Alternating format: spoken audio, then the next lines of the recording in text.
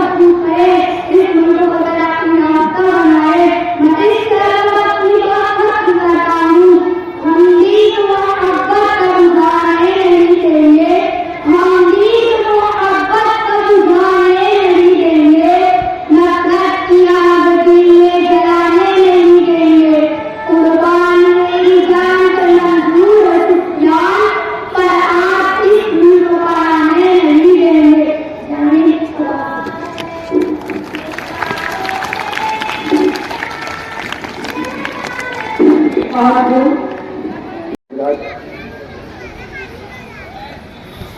मिस्ट्रेसेस और staff members, अजीज तलबा और तालिबात, अस्सलाम वालेकुम। सूरज और सितारे समझते हैं कि नहीं समझते हैं तो मुझको नहीं मालूम, लेकिन अभी ये सूरज जो है ये बहुत शिकायत कर रहा है। ये हमारे बच्चे जो हैं काफी देर से धूप में बैठे हुए हैं। आप लोगों ने सुना बच्चों, हम लोग यहाँ क्यों जमा हुए हैं? 15 अगस्त आप लोग घर बोलते हैं कि हमारे यहाँ झंडे की सलामी है, झंडे की सलामी हो गई। आप लोगों को बताया गया कि 15 अगस्त क्या है, क्यों मनाते हैं। हम लोग ईद मनाते हैं, बकरीद मनाते हैं ना, हमारा त्यौहार है ना।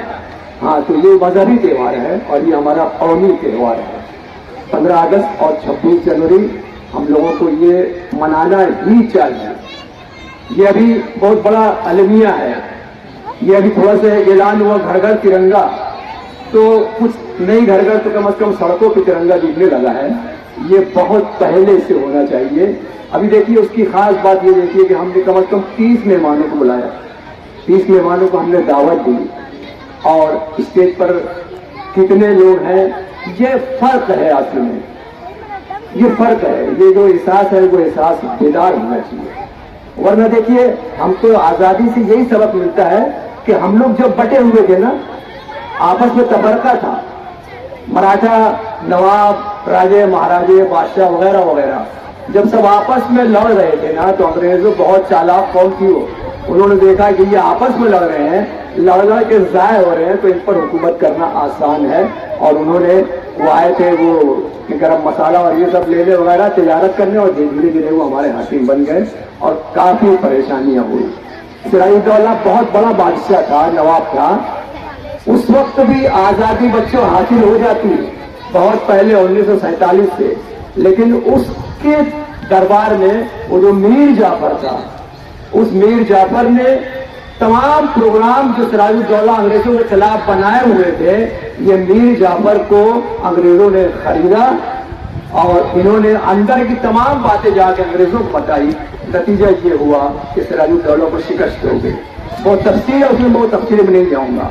ये सिलसिला और आगे बढ़ा। उस वक्त भी आजादी हासिल हो जाती जब टीपू सुल्तान, इस वक्त तो शेर मैसूर जिनको कहा जाता है, वो यहाँ पर विराजमान थे, यहाँ पर हुकूमत कर रहे थे। उनको भी शिकस्त जो है उनके घर वालों ने ही दी, उनके अहले दरबार ने दी। उनके दरबार में जो लोग थे वो भी जाके अंग्रेजों से मिले, और अंग्रेजों से मिलने के बाद सिराजुद्दौला बहरहाल अपने ही लोगों की बगावत से वो अंग्रेजों से हार गए। बहरहाल होते होते तमाम मज़ाहिब के लोगों ने, जिसमें पहल की बच्चों हमारे उलमा ने, हमारे लोगों ने, उन्होंने पहल की। उसके बाद दूसरे मज़ाहिब के लोग भी आते गए। जहाँ पर मौलाना आजाद थे वहां पर गांधी भी थे, लोकमान्य तिलक थे वगैरह वगैरह। ये सब लोग थे जो साथ में चले। लेकिन आप लोगों ने बार बार सुना है कि हमारी कुर्बानियां बहुत ज्यादा हैं, लेकिन आज जिस तरीके से माहौल बनाया जा रहा है तो हमको डिग्रेड किया जा रहा है। डिग्रेड करने के बाद हमारी थोड़ी सी इंसल्टिंग अंदाज से बात की जा रही है, तो इससे हमको बहरहाल दिल बर्दाश्त नहीं होना है। मैं उन अहबाब से या उन हुक्काम से भी ये कहना चाहूंगा कि भाई तुम हमको जुनून क्या सिखलाते हो, हमको जुनून क्या सिखलाते हो। हम थे परेशान तुमसे ज्यादा, और 4 किए हैं हमने अजीजों, 4 गरेबा तुमसे ज्यादा। तो ये आजादी का जश्न है। मैं तमाम लोगों को मुबारकबाद पेश करता हूँ। तमाम ही लोग जो है यहाँ कहना चाहते थे और बहुत अच्छा बोलने वाले हैं, लेकिन ये अब्र का टुकड़ा जब आता है तो हम लोग को लगता है बोलना चाहिए, लेकिन जैसे ही अब्र से निकल के सूरज आता है तो वो बोलता है कि बस करो। तो हम लोग यहाँ पर अपनी बात को खत्म करते हैं। मैं दोबारा आप तमाम ही लोगों को मुबारकबाद देते हुए इस जश्न आज़ादी से तमाम स्टाफ मेंबर्स को भी, तमाम कौम मुस्लिम को भी ये सबक सीखना चाहिए कि आपस के जो तफर्रुकात है वो खत्म करके इत्तेफाक और इत्तेहाद से अगर हम रहते हैं तो हमें कोई गुलाम नहीं बना सकता। वो आखिर दावाना अल्हम्दुलिल्लाह। नहमदुहु व नसल्ली अला रसूलिल करीम, अम्मा बाद।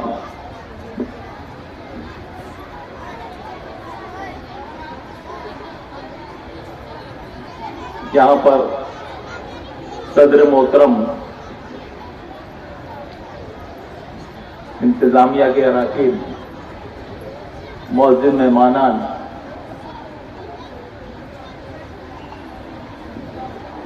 सरपरस्त बच्चों के सरपरस्त ख़वातीन हज़रात, हमारी स्कूल की हेड मिस्ट्रेस मोहतरमा तमरीन साहिबा और उनका पूरा स्टाफ, आप सब लोगों को 78वां जश्न आज़ादी यौम आज़ादी मुबारक हो। आज से 77 साल कब 15 अगस्त 1943 को हमारा मुल्क अंग्रेजों के पंजों से आज़ाद हुआ। बहुत तकारीर सुनी बच्चों की और दीगर अफराद की।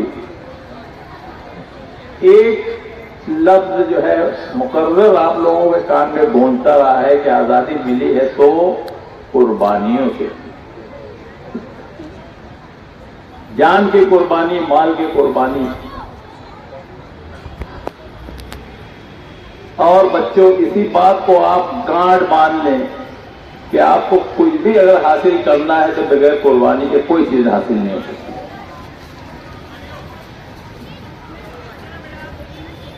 77 साल का जो दिन था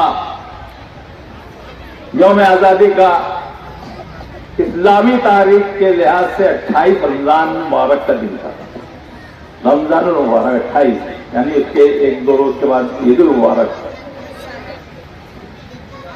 हिजरी सने जो था वो 1366 हिजरी। तो आज अगर हम 75 साल ईसवी सन से जोड़ रहे हैं तो इस्लामी साल जो है वो तकरीबन 80 साल का हो गया, हिजरी साल। बहरहाल ये जो दिन हमें नसीब हुआ है, ये जो आज़ादी हमें मिली है, इसकी कद्र और कीमत जो है आप लोग जो है शायद नहीं जानते।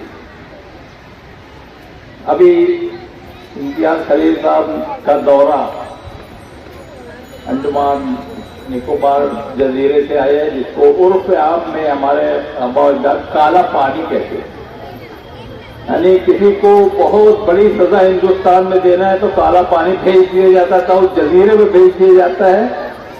मैं बताऊं आपको कि उस जजीरे में आज भी ऐसे जंगलात हैं जिसमें आदमखोर इंसान रहते हैं, आदमखोर इंसान रहते हैं। मिलिट्री को भी उधर जाने की इजाजत नहीं है। बहरहाल हिंदुस्तान का एक हिस्सा है वो जजीरा। यहां पर हम जश्न आज़ादी आज मना रहे हैं। एक बहुत बड़ा तोहफा अल्लाह की जानिब से हमें मिला हुआ है और इसमें जो सबसे बड़ी चांस जो आपको मिला हुआ है वो ये है कि आप इस मुल्क का कोई भी शहरी, इतना भी मामूली आदमी, मर्द औरत क्यों ना हो, वो इंतखाब लड़कर इस मुल्क की सबसे बड़ी पोस्ट वजीर आजम सदर तक बन सकते हैं। ये इतनी बड़ी नेमत है। हमारा ये मुल्क जो है आजाद होने के 2 साल के 3 साल के बाद जमहूरिया बना, जमहूरियत का वो एक आइन बना।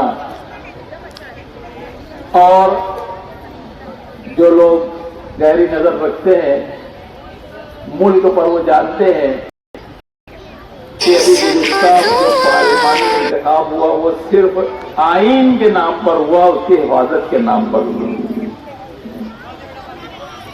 ये अलग बात है कि अभी हमारे तलबा और असातिज़ा मुल्क की जंग आज़ादी से बखूबी वाकिफ नहीं है। उसकी वजह यह है कि मौजूदा हुकूमत जो है एक साजिश के तहत जो है वो तारीख को वो मसख कर रही है।